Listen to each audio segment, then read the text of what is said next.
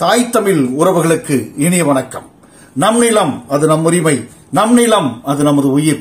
இந்த ஆண்டு நாம் ஒவ்வொருவரும் இழந்த நிலத்தின் உரிமைகளை மீட்டு இருக்கும் நிலத்தின் உரிமைகளை காத்து நிச்சயமாக வெற்றி பெறுவோம். நமது கொங்கு நியூஸ் நாட் 7 நில உரிமை விழிப்புணர்வு தொடர்பான 137வது காணொலியை இன்றைக்கு நாம் பதிவேற்றம் செய்ய இருக்கிறோம். முன்னதாக நமது கொங்கு நியூஸ் நாட் 7 இதுவரை பதிவேற்றம் செய்துள்ள 136 காணொலிகளுமே நில உடைமை தொடர்பான அனைத்து தரப்பிலும் அலசப்பட்டுள்ளது. அவற்றையெல்லாம் நீ ஒவ்வொன்றாக பார்த்து குறிப்பிடுத்து உங்கள் நில உரிமை போராட்டத்திற்கு பயன்படுத்தும் பொழுது நான் சொல்லியுள்ள கருத்துக்கள் சரியானதுதானா என்பதை சரிபார்த்து பயன்படுத்தி வெற்றி பெறுங்கள். அதில் ஏற்படக்கூடிய எவ்விதமான நிறைகளுக்கும் நானோ இந்த சேனல் நிர்வாகமோ இவையிலும் பொறுப்பேற்றுக் கொள்ள மாட்டேன் என்பதை பணிவோடு முன் தெரிவித்துக் கொள்கிறேன்.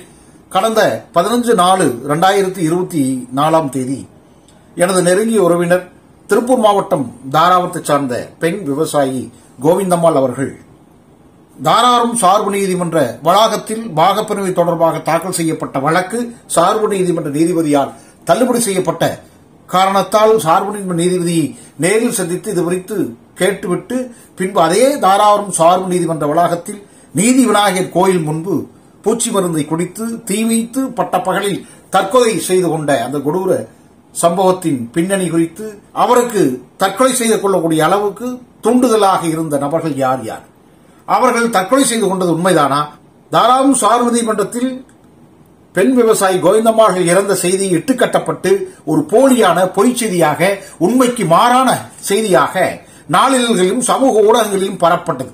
இந்த செய்தியை பரப்பியவர்கள் யார், இந்த மரணத்தின் பின்னணியில் என்ன நடந்துள்ளது என்பது குறித்து விரிவாக விவரிக்கும் புலனாய்வு கவர் ஸ்டோரியை விரைவில் நாம் வெளியிட்டுள்ளோம். இதுகுறித்து தாராபுரம் காவல்துறையினும் திருப்பூர் மாவட்ட காவல்துறையும் உரிய நடவடிக்கை எடுப்பார்கள் என்ற நம்பிக்கையோடு நாங்கள் காத்திருக்கிறோம். இதேபோல 1995 வீட்டில் தூங்கிக் கொண்டிருந்த நான் உட்பட எனது குடும்பத்தினர்கள் 8 நபர்களையும் சேர்த்து வீட்டுக்குள்ளாக வைத்து பூட்டிவிட்டு வெளியில பெட்ரோல் ஊற்றி தீ வைத்து எரித்து உயிரோடு கொளுத்திவிட்டு எங்கள் சொத்துக்களை அபகரிக்க வேண்டும் என்று ஒரு சதித்திட்டம் தீட்டப்பட்டு அந்த பெரிய தீவைப்பு சம்பவத்திலிருந்து நாங்கள் உயிரோடு பிழைத்து உங்கள் முன் பேசிக் கொண்டிருக்கிறோம். ஆனால் அன்றைக்கு நாங்கள் எல்லாம் கரிக்கட்டையாக எரிந்து சாம்பலாகி இருக்க வேண்டும். அப்பொழுது எங்களுக்கு நீதியை பெறுவதற்கு யாருமே இருந்திருக்க போவதில்லை. இருப்பினும் அந்த தீவைப்பு சம்பவத்துக்கு காரணமான முன்னாள் தலைமை ஆசிரியர் இதுவரை எவ்விதமான நீதியின் முன் என்னால் நிறுத்தப்பட முடியவில்லை. அவர் தப்பித்துக் கொண்டு விட்டார். அவரோடு கூட்டணியாக இருந்து இந்த தீவைப்பு சம்பவத்தில் ஈடுபட்ட ஒவ்வொருவரும் தப்பித்துக் கொண்டு விட்டார்கள். ஆக எனக்கு அந்த 95 நடந்த சம்பவத்தில் எவ்விதமான நீதியும் இதுவரை கிடைக்கவில்லை. இனிமேலும் அது கிடைக்கப் போவதும் இல்லை. அதன் பிறகு 30 ஆண்டுகள் கழித்து எனது மனைவியின் தாயார் கரிக்கட்டையாக எரிந்து தாராபுரம் சார்பு நீதிமன்ற வளாகத்தில் தீப்பிழம்பாக கோழி கருக்கினால் எப்படி இருக்கும், அப்படிப்பட்ட அந்த உடலை தூக்கி நாங்கள் மாற்றோரில் வைக்கும் பொழுதுதான் தெரிந்தது 95 நாங்களும் எரிந்திருந்தால் எங்கள் 8 நபர்களுடைய உயிர் உடல் இப்படித்தான் கரிக்கட்டையாக இருந்திருக்கும். அன்று எனக்கு நீதி மறுக்கப்பட்டிருக்கலாம். திருப்பூர் மாவட்ட காவல்துறையை நாம் உறுதியாக நம்புகிறோம். அவர்கள் நிச்சயமாக நடவடிக்கை எடுப்பார்கள் என்று காத்திருக்கிறோம். அவர்களுக்கான கால அளவு கொடுக்கப்பட வேண்டும் என்று நாம் பொறுத்திருக்கிறோம். இன்றைக்கு பார்க்க இருப்பது கோவில்பட்டியிலிருந்து பத்மாவதி அப்படின்னு சொல்லிட்டு அம்மா தொடர்ந்து எனக்கு வாட்ஸ்அப்ல அவர்கள் தகவல் பெறும் உரிமை சட்டத்தில் தகவல் கோருவது தொடர்பான தபால்களை தொடர்ந்து அவர்கள் அனுப்புறாங்க. திரும்ப வருவாய்த்துறையிலிருந்து பெறப்பட்ட தகவல் கடிதம் அனுப்பி வைக்கிறாங்க. அதன்படி இன்றைக்கு எனக்கு கிடைக்கப்பட்டது. ஏற்கனவே இது தொடர்பாக நாம் நிறைய வீடியோக்களை கொடுத்திருக்கிறோம். இருந்தாலும் அவசரமாக நிறைய பேர் திரும்ப திரும்ப கேட்டுக்கொண்டிருப்பதால ஒரு சின்ன வீடியோவாக இதை நாம் உங்களுக்கு கொடுக்கிறோம். குறிப்பாக நில உடைமை பதிவு மேம்பாட்டு திட்டம் என்று சொல்லக்கூடிய 1979 தமிழ்நாடு அரசால் ஆணை பிறப்பிக்கப்பட்டு 84 முடிக்கப்பட்டு 87 வரை பட்டா வழங்கப்பட்டுள்ள நிலங்களில் ஏற்பட்டுள்ள பிரச்சனைகள் தீர்க்கணும்னு சொன்னா நில உடைமை மேம்பாட்டு திட்டத்திற்கு முன்னுள்ள வருவாய்த்துறை ஆவணங்கள் தேவை. அவைகள் எல்லாம் எங்க இருக்கு அப்படிங்கிற ஒரு இஷ்யூவை நம்ம கொடுத்திருக்கிறோம். யூடிஆருக்கு முந்தைய ஆவணங்கள் எங்கு கிடைக்கும்? அனைத்துமே மாவட்ட ஆட்சியர் அலுவலகத்தில் தான் கிடைக்கும். இதுல சில சந்தேகம் சொல்றாங்க. உதாரணத்திற்கு திருப்பூர் மாவட்டம் புதிதாக உருவாக்கப்பட்டது. திருப்பூர் மாவட்டத்துடைய பகுதிகள் ஒரு பகுதி ஈரோடு மாவட்டத்திலிருந்தும் இன்னொரு பகுதியில் கோயம்புத்தூர் மாவட்டத்திலிருந்தும் சேர்க்கப்பட்டு திருப்பூர் மாவட்டமாக உருவாக்கப்பட்டிருக்கு. ஆக யூடிஆருக்கு முந்தைய ஆவணங்கள் திருப்பூர் மாவட்டத்தில் இப்ப ஆட்சித்தலைவரத்தில் கிடைக்குமா, அல்லது கோயம்புத்தூர் மாவட்ட ஆட்சித்தலைவரத்துக்கு போகணுமா, அல்லது ஈரோடு மாவட்ட ஆட்சித்தலைவர் போகணும் கேள்வி இருக்கிறது. கிடையவே கிடையாது.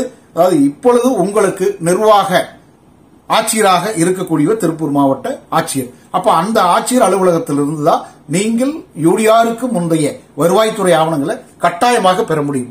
இதை நம்ம ஆவண காப்பகத்துக்கு போய் பெற்றுக் கொள்ளலாமா, இல்ல சர்வே ஹவுஸ்ல போய் பெற்றுக் கொள்ளலாமா, இல்லை நில நிர்வாக ஆணையர் அலுவலகத்தில் நாம் பெற்றுக் கொள்ள முடியுமா, வருவாய் நிர்வாக ஆணையத்தில் போய் பெற்றுக் கொள்ள முடியுமா என்ற பல்வேறு கேள்விகள் எழுப்பப்படுகிறது. ஒரே ஒரு விஷயத்தை நான் தெளிவாக சொல்லிவிடுகிறேன். யூடிஆருக்கு முந்தைய ஆவணங்கள் அனைத்துமே தகவல் பெறும் உரிமை சட்டத்தில் கொடுக்கப்பட வேண்டிய அதிகாரம் பெற்ற அமைப்பு திருப்பூர் மாவட்ட ஆட்சியர் அலுவலகத்துடைய பொது அதிகார அமைப்பு தான். இதுல எவ்விதமான சந்தேகம் இல்லை.